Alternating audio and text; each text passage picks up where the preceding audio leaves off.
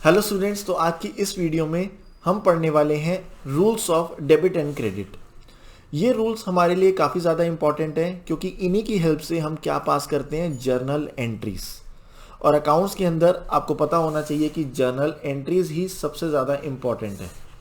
इसके बिना हम कुछ भी नहीं कर सकते। विदाउट जर्नल ना हम लेजर पास कर सकते हैं, ना ट्रायल बैलेंस बना सकते हैं, और बैलेंस शीट P&L सब आपस में लिंक्ड है। तो इसीलिए ये चैप्टर काफ़ी ज़्यादा इंपॉर्टेंट हो जाता है। तो आइए without wasting any time start करते हैं rules of debit and credit. जैसा कि आप स्क्रीन पर देख पा रहे हैं, rules of debit and credit पढ़ने के लिए हमारे पास दो तरह की क्लासिफिकेशन होती है। एक होती है ट्रेडिशनल क्लासिफिकेशन और एक होती है हमारे पास मॉडर्न क्लासिफिकेशन। दोनों को हम डिटेल में पढ़ेंगे। इसको कई बार हम ट्रेडिशनल अप्रोच भी कहते हैं और इसे हम कई बार मॉडर्न अप्रोच भी कहते हैं। तो हम एक एक करके बात करेंगे क्लासिफिकेशन ऑफ अकाउंट्स के बारे में। सबसे पहले हम बात करते हैं ट्रेडिशनल क्लासिफिकेशन के हिसाब से। अब ट्रेडिशनल क्लासिफिकेशन या फिर आप कह लीजिए ट्रेडिशनल अप्रोच के हिसाब से अकाउंट्स को तीन टाइप में डिवाइड किया गया है, या हम बोल सकते हैं कि अकाउंट्स तीन टाइप के होते हैं। सबसे पहला होता है हमारे पास रियल अकाउंट, दूसरा होता है हमारे पास पर्सनल अकाउंट, और तीसरा होता है हमारे पास नॉमिनल अकाउंट। तो ट्रेडिशनल क्लासिफिकेशन के हिसाब से हमारे पास तीन टाइप के अकाउंट होते हैं। हम लिख लेते हैं यहाँ पर। सबसे पहला होता है हमारे पास रियल अकाउंट, दूसरा होता है हमारे पास पर्सनल अकाउंट, और तीसरा होता है हमारे पास नॉमिनल अकाउंट। अब एक एक करके बात करते हैं। सबसे पहले हम बात करते हैं रियल अकाउंट के बारे में। रियल अकाउंट वो अकाउंट होते हैं जो किसी भी टेंजिबल एसेट्स या फिर इनटेंजिबल एसेट्स से रिलेटेड होते हैं। सर, टेंजिबल एसेट्स कौन सी होती हैं? जो फिजिकली एग्जिस्ट होती है, जिसको हम टच कर सकते हैं, फील कर सकते हैं, उन्हें हम बोलते हैं टेंजिबल एसेट्स। जैसे कि land, building, investment, plant and machinery, stock, cash in hand, ये हमारी सारी कैसी एसेट्स हैं? टेंजिबल। और इनटेंजिबल एसेट्स कौन सी होती हैं? जैसे गुडविल, पेटेंट, कॉपीराइट, ट्रेडमार्क, ये फिजिकली एग्जिस्ट नहीं करती, इन्हें हम बोलते हैं इनटेंजिबल एसेट्स। तो ये सर सारे अकाउंट्स कैसे अकाउंट हैं? इन सारे अकाउंट्स को हम बोलते हैं रियल अकाउंट्स। ये कौन से अकाउंट हुए हमारे? ये सारे हमारे रियल अकाउंट हुए। वो अकाउंट जो किसी भी टेंजिबल एसेट्स और इनटेंजिबल एसेट्स से रिलेटेड होते हैं। अब इनके लिए क्या रूल होता है हमारा? इनके लिए रूल होता है हमारे पास debit what comes in and credit what goes out.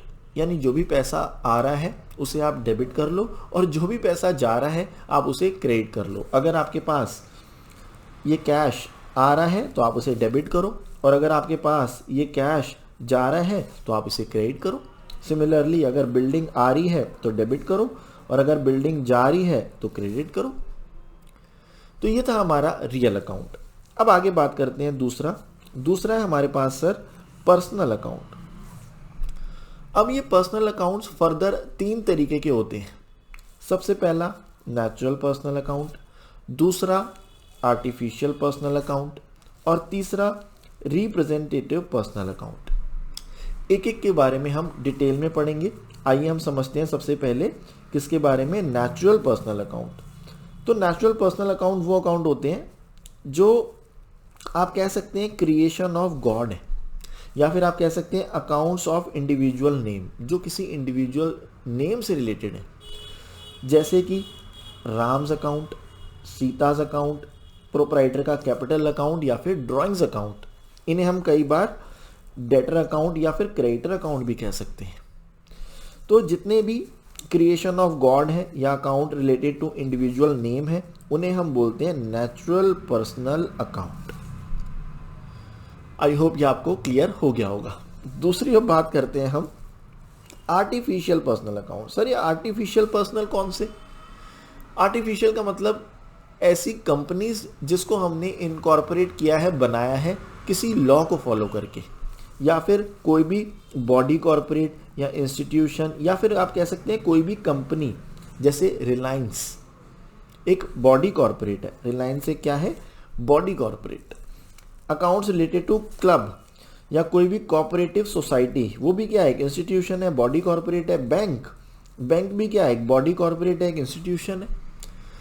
तो ये जितने भी अकाउंट हैं जो किसी भी कंपनी से रिलेटेड है, किसी क्लब से रिलेटेड है, किसी कोऑपरेटिव सोसाइटी से रिलेटेड हैं, इन्हें हम बोलेंगे आर्टिफिशियल पर्सनल अकाउंट। ओके, अब आगे बात करते हैं। नेक्स्ट है हमारे पास रिप्रेजेंटेटिव पर्सनल अकाउंट। इसके बारे में मैं अभी बाद में आऊँगा, पहले मैं आपसे डिस्कस करूँगा नॉमिनल अकाउंट के बारे में। सर हमने अभी तक क्या क्या पढ़ लिया? हमने पढ़ लिया कि ट्रेडिशनल क्लासिफिकेशन के हिसाब से 3 तरीके के अकाउंट्स हैं। सबसे पहला है हमारे पास रियल अकाउंट, दूसरा है पर्सनल अकाउंट और तीसरा अब आ गया नॉमिनल अकाउंट। नॉमिनल अकाउंट वो अकाउंट होते हैं जो किसी भी इनकम, एक्सपेंस, लॉस या गेन से रिलेटेड होते हैं। कोई भी खर्चे के या इनकम के अकाउंट हम कह सकते हैं कि हमारे कैसे अकाउंट है? नॉमिनल अकाउंट है। जैसे हमने सैलरी पे करी, खर्चा है, एक्सपेंस है, तो कैसा अकाउंट होगा? नॉमिनल अकाउंट होगा। जैसे हमने रेंट पे करा, खर्चा है, कमीशन रिसीव करी, इनकम है, सेल्स इनकम है, परचेज खर्चा है। तो किसी भी खर्चा या इनकम से रिलेटेड कोई भी अकाउंट होंगे तो उन्हें हम क्या बोलेंगे सर? उन्हें हम बोलेंगे nominal account, accounts which are related to income और एक्सपेंस। और इसके लिए हमारे पास रूल होता है debit all expenses losses and credit all income and gains. यानी जो भी खर्चे हो रहे हैं उन्हें आप डेबिट कर दो और जो भी इनकम हो रही है आप उसे क्रेडिट कर दो। जैसे सैलरी पेड क्या है? एक्सपेंस, क्या करेंगे आप? डेबिट। रेंट पेड क्या है? एक्सपेंस, क्या करेंगे आप? डेबिट। सेल्स क्या है? इनकम, क्या करेंगे आप? क्रेडिट। परचेज क्या है? एक्सपेंस, क्या करेंगे? डेबिट। तो जितने भी इनकम और एक्सपेंस से रिलेटेड अकाउंट होते हैं उन्हें हम बोलते हैं नॉमिनल अकाउंट। अब आते हैं वापस, जो मैंने आपका टॉपिक बताया नहीं था, रिप्रेजेंटेटिव पर्सनल अकाउंट। जब भी हम किसी नॉमिनल अकाउंट के प्रीफिक्स यानी उससे पहले, नॉमिनल अकाउंट जैसे है इसके प्रीफिक्स उससे पहले या उसके बाद अगर हम कोई वर्ड जोड़ देते हैं तो हम उसे बोलते हैं रिप्रेजेंटेटिव पर्सनल अकाउंट। मतलब जैसे यहाँ पर सिर्फ सैलरी लिखा है तो एक ऐसा अकाउंट है, ये एक नॉमिनल अकाउंट है। लेकिन अगर मैं कहूँ प्रीपेड सैलरी, मैंने इससे पहले एक वर्ड ऐड कर दिया। क्या वर्ड ऐड कर दिया? प्रीपेड। तो ये प्रीपेड इससे पहले वर्ड ऐड कर दिया तो एक ऐसा अकाउंट बन गया रिप्रेजेंटेटिव पर्सनल। जैसे यहाँ पर लिखा है सिर्फ रेंट, रेंट एक खर्चे का अकाउंट है, लेकिन मैंने यहाँ पर रेंट से पहले एक प्रीफिक्स कर दिया आउटस्टैंडिंग रेंट, तो एक ऐसा अकाउंट बन गया representative personal account. Similarly commission, commission हमने यहाँ पर कैसा अकाउंट पढ़ा था? कमीशन रिसीव्ड हमारा नॉमिनल अकाउंट है, हमें मिली है, रिसीव हुई है। लेकिन अगर मैं कहूँ एडवांस कमीशन तो ये हमारा कैसा अकाउंट बन गया? Representative personal. तो ये थी हमारी ट्रेडिशनल अप्रोच जिसके हिसाब से 3 टाइप के अकाउंट होते हैं। और इन्हीं 3 रूल्स को, जो ये 3 रूल्स पढ़े आपने, debit what comes in, credit what goes out, debit the receiver, credit the giver and debit all expenses losses, credit all income and gains, इन्हीं 3 रूल्स को हम बोलते हैं अपने अकाउंट्स में गोल्डन रूल्स ऑफ अकाउंटिंग। आपको पता होना चाहिए ये, इन्हीं 3 रूल्स को हम बोलते हैं गोल्डन रूल्स ऑफ अकाउंटिंग। आपसे वाइवा में पूछ सकता है कि बताइए गोल्डन रूल्स ऑफ अकाउंटिंग क्या है, तो आप फटाफट बताएंगे कि debit what comes in, credit what goes out, this is related to real account. Debit the receiver, credit the giver, ये किससे रिलेटेड है? पर्सनल अकाउंट से। और debit all expenses losses and credit all income and gains, ये किससे related है? Nominal account से। तो आपको फटाफट पता होना चाहिए ताकि आपको पता लगे कि आपने किससे पढ़ा है, कुणाल सर से। आइए आगे चलते हैं। नेक्स्ट अब बात करते हैं हम मॉडर्न क्लासिफिकेशन। अभी तक हमने पढ़ा था ट्रेडिशनल क्लासिफिकेशन, अब हम बात करेंगे किसकी? Modern classification. तो मॉडर्न क्लासिफिकेशन के हिसाब से स्टूडेंट्स 5 तरीके के अकाउंट होते हैं। 5 तरीके कौन कौन से? सबसे पहला एसेट अकाउंट, दूसरा लायबिलिटी अकाउंट, तीसरा कैपिटल अकाउंट, चौथा रेवेन्यू अकाउंट और लास्ट और 5th एक्सपेंस अकाउंट। 5 टाइप के अकाउंट होते हैं। एसेट जब भी बढ़ती है तो हम डेबिट करते हैं, जब भी कम होती है तो क्रेडिट करते हैं। एसेट आपको पता ही है, लैंड जब भी बढ़ेगा तो डेबिट, कम होगा तो क्रेडिट। बिल्डिंग जब भी बढ़ेगी तो डेबिट, कम होगी तो क्रेडिट। लायबिलिटी जब भी बढ़ती है तो हम क्रेडिट करते हैं, कम होती है तो डेबिट करते हैं। इसके ऑपोजिट है ये रूल, जस्ट इसके ऑपोजिट। ओके, चलिए नेक्स्ट आते हैं अब हम किस पे? नेक्स्ट है हमारा कैपिटल। कैपिटल का क्या रूल है? कैपिटल का वही रूल है जो हमारा लायबिलिटी का रूल है, यानी कैपिटल जब भी बढ़ती है तो हम क्रेडिट करेंगे, कम होती है तो हम डेबिट करेंगे। इनकम गेन, रेवेन्यू यानी इनकम गेन जब भी होगा वो हम क्रेडिट करेंगे और एक्सपेंसेस लॉसेस ऑलवेज डेबिट करेंगे। तो मॉडर्न क्लासिफिकेशन बिल्कुल आसान है। Rules of debit and credit करने के लिए या जर्नल एंट्री पास करने के लिए आप कोई भी रूल फॉलो कर सकते हैं, चाहे आप ट्रेडिशनल करें या फिर मॉडर्न करें।